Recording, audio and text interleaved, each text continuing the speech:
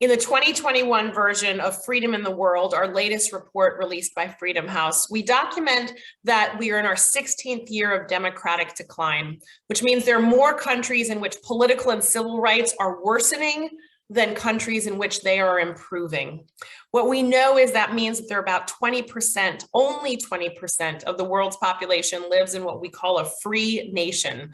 as opposed to partly free or not free, which means only 20% of the world's population enjoys the right to vote freely and fairly, to worship who they would like to or not worship, or participate in political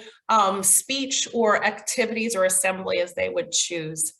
What we also know is that we're seeing an increase in the collaboration among authoritarian regimes to do what they are most interested in doing, repressing the citizens at home and closing the space so they can maintain that tight grip on power, and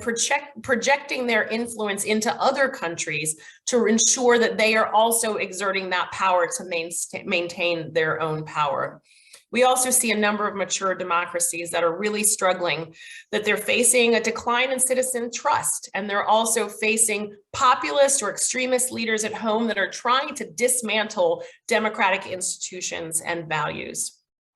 So what we know is that it's time for democratic nations and those who are committed to democracies in countries that are not governed by democratic governments, that they have to join forces and really seek to support activists on the ground who are pushing for freedom in their country, to also use economic and political tools to close the space for authoritarian leaders, and for democracies to shore up their institutions at home. And with all of those pieces, it'll be important for the collaboration among all those who are committed to democracy to work together to reverse this tide and to begin to rebuild democratic